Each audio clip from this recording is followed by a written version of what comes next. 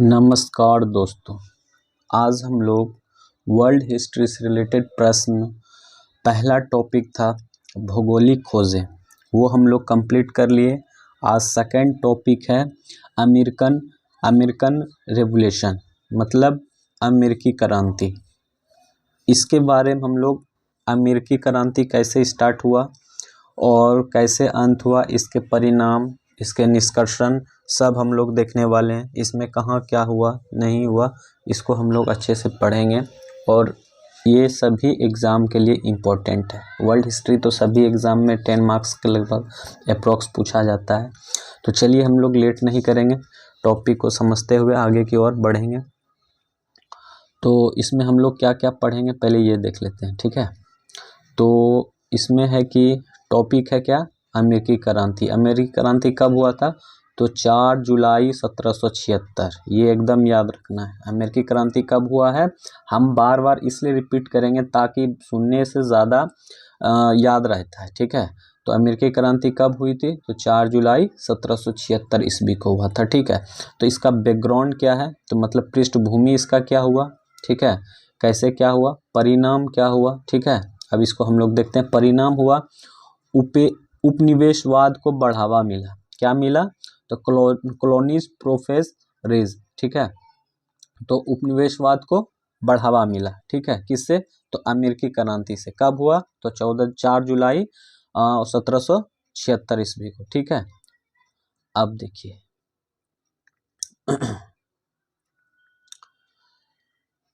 उत्तरी अमेरिका, ठीक है। उत्तरी अमेरिका अब क्या है?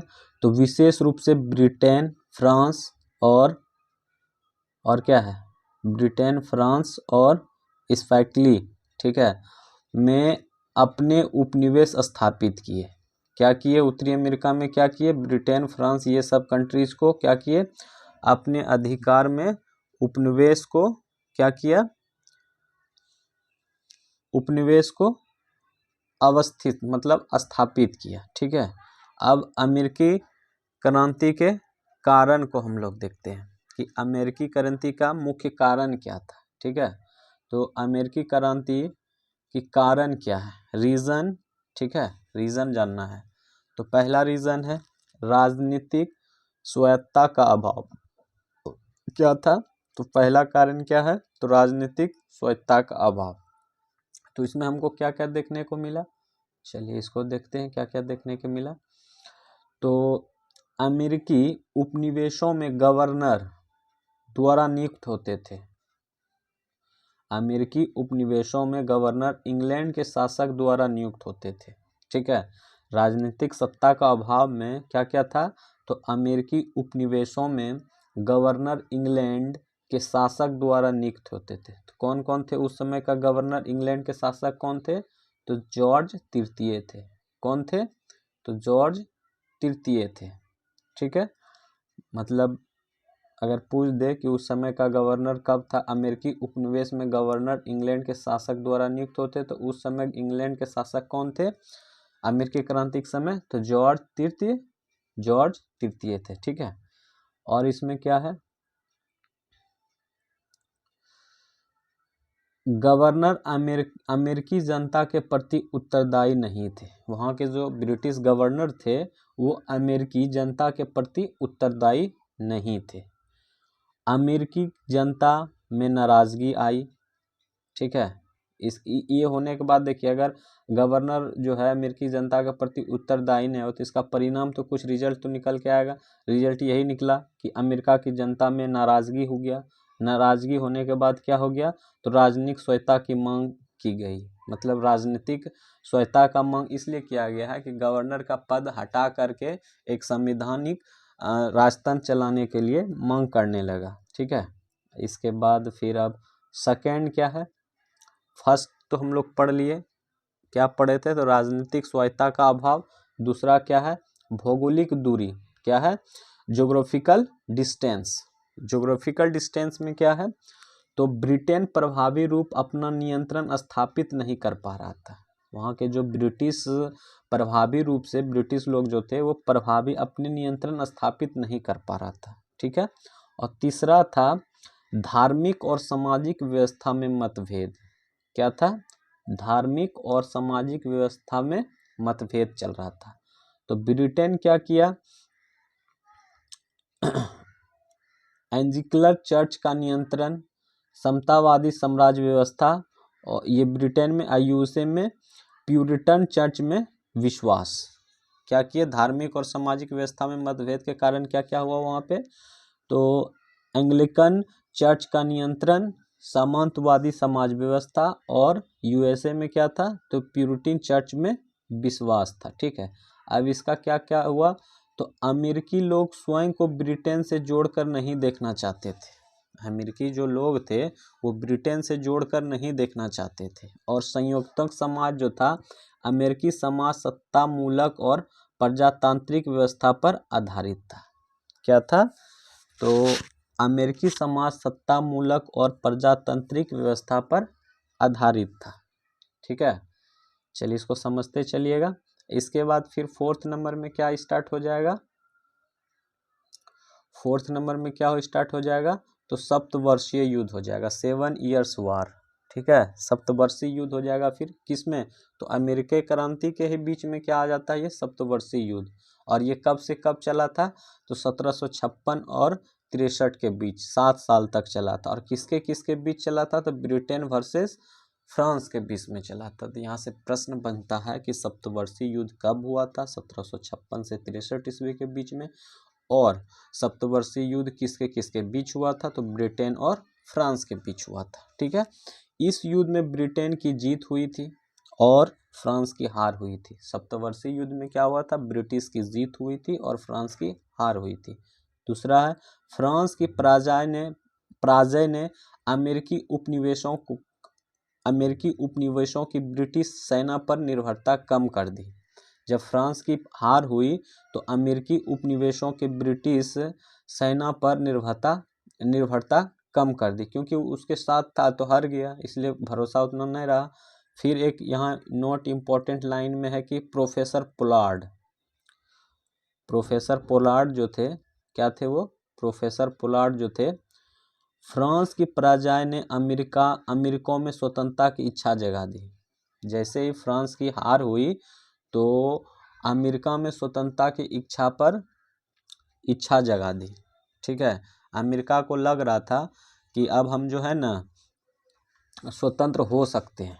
ठीक है, तो प्रोफेसर पोलार्ड जो है ये कथन बोला था, इसको याद रखना। अगर ये कह दे कि फ्रांस की पराजय ने अमेरिका की स्वतंत्रता की इच्छा जगा दी, ये कथन किनका था या किसने कहा था, किसका था, तो ये प्रोफेसर पोलार्ड का था। चलिए, अब 5 नंबर टॉपिक है, ये सॉरी टॉपिक कहते हैं, टॉपिक तो ये अमेरिकी रेवोल्यूशन चल रहा है, अमेरिकन रेवोल्यूशन, अमेरिकी क्रांति, और उसी में ये 5 नंबर ये है इसका रीज़न। ठीक है, क्रांति कारण, अमेरिकी क्रांति के कारण हम लोग देख रहे हैं, उसमें है क्या, आर्थिक इकोनॉमी रीज़न भी आ गया था। तो उसमें एक थे अर्थशास्त्री एडम स्मिथ। ठीक है ना, ये इसने एक पुस्तक लिखे थे, वेल्थ ऑफ नेशन। ठीक है, पब्लिश्ड हुआ था ये बुक मार्च में 1776 ईस्वी में। ठीक है, यहाँ से एक प्रश्न बनता है कि वेल्थ ऑफ नेशन पुस्तक के लेखक कौन है, तो एडम स्मिथ साहब है। इसका पब्लिकेशन कब हुआ था, प्रकाशित कब हुआ था, तो 1776 ईस्वी में। कब, तो मार्च में। और ये बुक जो थे वेल्थ ऑफ नेशन, ये किस चीज़ से संबंधित है, तो लेसेज फेयर से संबंधित है। ठीक है, लेसेज फेयर मतलब क्या हो गया, मुक्त व्यापार का सिद्धांत। क्या हो गया, मुक्त व्यापार का सिद्धांत से संबंधित है। ठीक है, तो फिर से इसको समझते हैं। वेल्थ ऑफ नेशन ये पुस्तक है क्या चीज़ के लिए, तो लेसेस फेयर के लिए, मुक्त व्यापार क्षेत्र जिसको हिंदी में कहते हैं। ठीक है, और अमेरिकियों ने एडम स्मिथ के मुक्त व्यापार सिद्धांत में विश्वास दिखाया। अमेरिकियों ने, जो कि वो अमेरिकन लोग थे, वो एडम स्मिथ के बुक जो थे वेल्थ ऑफ नेशन, मतलब मुक्त व्यापार का सिद्धांत, उस पे वो लोग क्या हुआ, ट्रस्ट दिखाया, मतलब विश्वास हुआ उनको। ठीक है, उसके बाद क्या हुआ, मुक्त व्यापार का सिद्धांत का मतलब हो गया कि व्यापार और वाणिज्य में राज का न्यूनतम हस्तक्षेप। मतलब होता था क्या कि उस समय जगह जगह पे टैक्स देना पड़ता था। तो इससे क्या हुआ कि व्यापार और वाणिज्य के मतलब ट्रेड करने में जो होता है वाणिज्य के व्यापार क्षेत्र में राज्य का हस्तक्षेप मतलब जगह जगह पे जो कर देना पड़ता था टैक्स उसका न्यूनतम हस्तक्षेप होने लगा था। चलिए अब है यहाँ पे नोट में देख लेते हैं 1765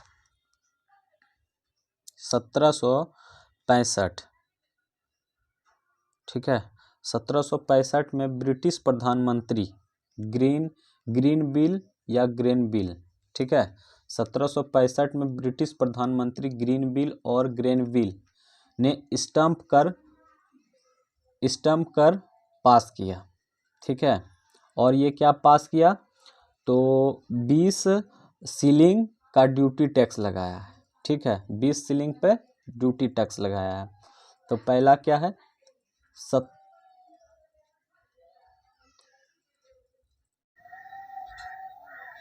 11 और ये था कितने पे टैक्स लगाया 20 सेलिंग ड्यूटी टैक्स लगाया। तो यहाँ पे प्रश्न बनेगा कि ये स्टंप शुल्क किसने लगाया था। तो ब्रिटिश प्रधानमंत्री थे कौन ग्रीन बिल और ग्रेन बिल कितने तो 1765 ईस्वी में। 1765 में ब्रिटिश प्रधानमंत्री ग्रीन बिल और ग्रेन बिल ने स्टंप कर पास किया। कब पास किया ये पास लगाया कब 1765 में। तो कितने ड्यूटी टैक्स थे तो 20 शिलिंग की ड्यूटी टैक्स थे ठीक है। और फिर 1767 में ब्रिटिश संसद ने उपभोक्ता वस्तु पर टैक्स लगा दिया। फिर ये क्या किया उपभोक्ता की वस्तु जो होता है ना जो आम आदमी यूज करते हैं उस पर भी टैक्स लगा दिया। पहले स्टाम्प शुल्क लगाए कब 1765 में। कौन लगाए थे तो ब्रिटिश प्रधानमंत्री ग्रेन बिल या ग्रेन बिल ठीक है। और कितने सीलिंग पे टैक्स लगाया है ड्यूटी टैक्स तो 20 सीलिंग पे ड्यूटी टैक्स लगाया। और 1767 ईस्वी में क्या किया गया उपभोक्ता वस्तुओं पर जैसे कागज शीशा चाय और बहुत सारे पदार्थ पे टैक्स लगा दिया गया ठीक है। उसके बाद क्या हुआ उसके बाद क्या हुआ अमेरिकी लोगों में नाराजगी हो गया। अमेरिकाई ब्रिटिश लोग जो टैक्स लगाया ना तो अमेरिकी लोगों को क्या हो गया वहाँ पे भी नाराजगी हो गया। फिर नारा दिया फिर एक स्लोंग दिया क्या दिया प्रतिनिधि नहीं तो कर नहीं ठीक है। ये नारा किसने दिया था सैमुअल एडम द्वारा दिया गया था। प्रतिनिधि नो रिप्रेजेंटेशन नो टैक्स मतलब प्रतिनिधित्व नहीं तो कर नहीं ठीक है। अगर सब कुछ पे कर लगा दिया ब्रिटिश तो अमेरिका को अच्छा नहीं लगा ठीक है क्योंकि अमेरिका भी एक ब्रिटिश के उपनिवेशक थे ठीक है। तो क्या हो गया कि यहाँ पे अमेरिकी लोगों में नाराजगी आ गया और नाराजगी आने पे क्या हो गया प्रतिनिधि नहीं तो कर नहीं ठीक है। तो मतलब कहने का है ये किसने कहा था तो सैमुअल एडम्स द्वारा। अब यहाँ से एक प्रश्न और बनता है कि प्रतिनिधि नहीं तो कर नहीं ये स्लोगन किसने दिया था मतलब ये नारा किसने दिया था स्लोगन तो ये दिया था तो सैमुअल एडम्स द्वारा दिया गया था ठीक है। चलिए अब यहाँ से आगे बढ़ते हैं।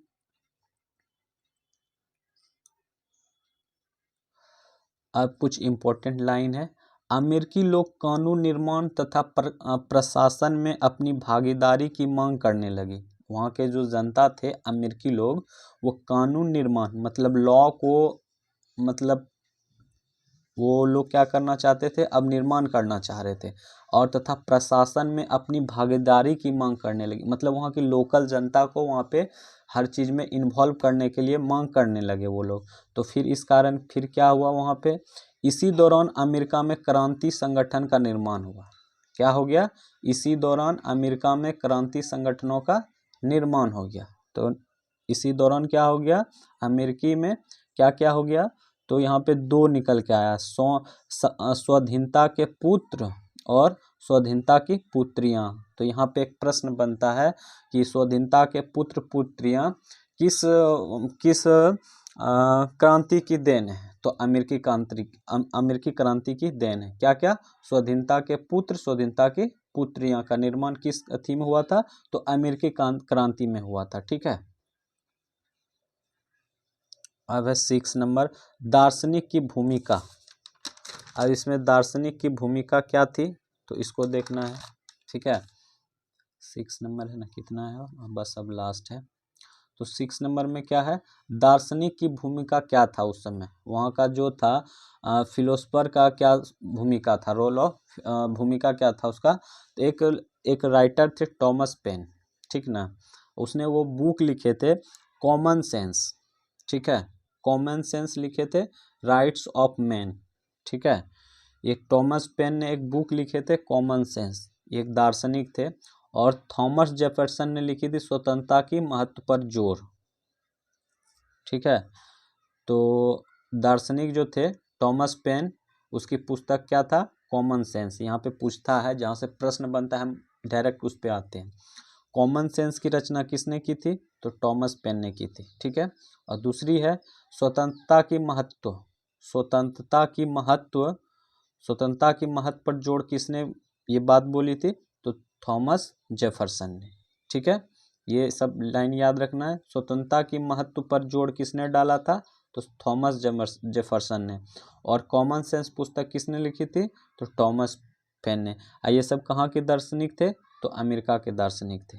चलिए, अब तत्कालिक कारण क्या था, तत्कालिक कारण क्या था, अमेरिकी क्रांति होने का तत्कालिक इम्पोर्टेंट रीज़न, इमीडिएटली रीज़न क्या था, मतलब तत्कालिक कारण क्या था। तो 1773 में बने एक्ट के अनुसार EIC को यह अधिकार दिया गया कि वह भारत में चाय को सीधे अमेरिका भेज सकती है, ठीक है। क्या वहाँ पे एक नियम बना, 1773 में एक एक्ट बना, वो एक्ट के अनुसार कौन सा तो EIC एक्ट के अनुसार यह अधिकार दिया गया कि भारत से चाय को सीधे अमेरिका भेज सकती है, मतलब भारत में जो चाय बनेगा तो उसको हम लोग सीधा एक्सपोर्ट कर सकते हैं, कहाँ तो अमेरिका भेज सकते हैं। कब कौन सा एक्ट के नियम के लागू हुआ था तो 1773 के एक्ट, जिसको हम लोग उस समय कहते थे बोस्टन चाय पार्टी। क्या कहते थे, बोस्टन चाय पार्टी। ये कब हुई थी तो 16 दिसंबर 1773 ईस्वी को। बोस्टन चाय पार्टी की घटना कब हुई थी तो 16 दिसंबर 1773 ईस्वी का हुआ था। फिर इसका विरोध करते हुए अमेरिकियों ने चाय की पेटियां को बोस्टन बंदरगाह पर समुद्र में फेंक दिया। क्या हुआ वहाँ पे, फिर ये जो नियम बना ना कि 1773 में बने एक्ट के अनुसार कि भारत से चाय सीधा अमेरिका पहुँच सकता है, ये सब ब्रिटिश का काम था। तो इसका विरोध करते हुए अमेरिकियों ने चाय की पेटियों को बोस्टन बंदरगाह के समुद्र में फेंक दिया। तो वहीं से स्टार्ट हो जाता है बोस्टन चाय पार्टी की घटना। कब तो 16 दिसंबर 1773 ईस्वी में। अब है यहाँ पे नोट में, बोस्टन टी पार्टी की घटना का नेतृत्व सैमुअल एडम्स ने किया, ठीक है। ये क्या किया था, मोहर्क रेड इंडियन ट्राइब का शेष बनाकर आक्रमण किया था। क्या किया था, मोहर्क रेड इंडियन ट्राइब का भेष बनाकर आक्रमण किया था। कैसा भेष बना के आक्रमण किया था तो मोहर्क रेड इंडियन ट्राइब का भेष बनाकर आक्रमण किया था। बोस्टन टी पार्टी कब हुई थी तो ये भी यहाँ पे अभी हम लोग पढ़े 16 दिसंबर 1773 ईस्वी में बोस्टन टी पार्टी की घटना हुई थी। और उसका नेतृत्व किसने कर रहा था, सैमुअल एडम्स ने कर रहा था। यहाँ पे पूछ दे कि बोस्टन टी पार्टी घटना का नेतृत्व किसने किया था तो सैमुअल एडम्स ने किया था। कब तो 16 दिसंबर 1773 ईस्वी में। और जब हमला किया था, आक्रमण किया था, कौन सा वेशभूषा बनाकर किया था तो मोहक रेड इंडियन ट्राइब के रूप में किया था। तो आज हम लोग, ये था अमेरिकी क्रांति का ये टॉपिक, जो कि जो इम्पोर्टेंट लाइन था हम उसको अच्छे से समझ लिए और याद भी करते चले। और एक दो बार इसको रिपीट करने के बाद अच्छे से माइंड में सेटअप हो जाएगा कि कब क्या हुआ था, क्या क्या रीज़न था। रीज़न हम लोग पढ़े थे, क्या पढ़े थे, पहला रीज़न तो राजनीतिक स्वायत्ता का अभाव हुआ, उसमें ये लोग अमेरिकी लोग मांग किया। फिर दूसरा क्या था, भौगोलिक दूरी हो गया, जो कि व्यापार करने में उसको परेशानी हो रहा था। तीसरा था धार्मिक और सामाजिक व्यवस्था में मतभेद हो गया था। और चौथा था कि बीच में सप्तवर्षीय युद्ध स्टार्ट हो गया था। सप्तवर्षीय युद्ध कब हुआ था? 1756 से 63 में ब्रिटिश और फ्रांस के बीच, जिसमें ब्रिटिश की जीत हुई और फ्रांस की हार हुई। तब वहाँ जैसे भी फ्रांस की हार हुई तो अमेरिका जो है वहाँ पे क्या हो गया, अपना उपनिवेश बढ़ाने के लिए क्या हो गया, अमेरिकी उपनिवेश को ब्रिटिश सेना पर निर्भरता कम कर दी। और उसके बाद क्या हुआ, उसमें फ्रांस की फिर प्रोफेसर पोलार्ड आए, उसने कहा कि फ्रांस की हार के कारण ही अमेरिकियों में स्वतंत्रता की इच्छा जगी।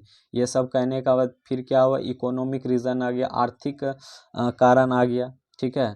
फिर क्या हो गया, वहाँ से नियम लागू हो गया वेल्थ ऑफ नेशन के बुक से, मुक्त व्यापार क्षेत्र, वो लोग अमेरिकियों को बहुत पसंद आया ये, ठीक है। उसके बाद क्या हुआ, इस स्टैंप शुल्क लगाया गया, 20 शिलोंग ड्यूटी टैक्स लगाया गया, स्टैंप शुल्क लगाया 1765 में। प्रधानमंत्री ब्रिटिश का कौन था? ग्रीनविल था। इसके बाद फिर अमेरिकी में कानून का भागीदारी का मांग बढ़ने लगा। धीरे धीरे दार्शनिक भी अपने अपने बुक में, अपने अपने स्टोरी में छापने लगे, ठीक है। तो उस समय का दार्शनिक थे एक टॉमस पेन, उसने बुक लिखी थी कॉमन सेंस। एक और थे स्वतंत्रता की महत्व पर जोर दिया था, वो थॉमस जेफरसन था। फिर तत्कालीन कारण क्या हुआ था कि वो क्या हुआ था, तत्कालीन कारण यही हुआ था, बोस्टन टी पार्टी का घटना हुआ था। कब? तो 16 दिसंबर 1773 ईस्वी में। और फिर क्या हो गया, उस समय का नेतृत्व कौन कर रहे थे? सैमुअल एडम्स कर रहे थे। चलिए, तो यही था आज का अमेरिकन रेवोल्यूशन का। और जो इससे रिलेटेड और भी टॉपिक बचा हुआ हम लोग नेक्स्ट क्लास में करेंगे। आज का क्लास यहीं पे समाप्त करते हैं। धन्यवाद।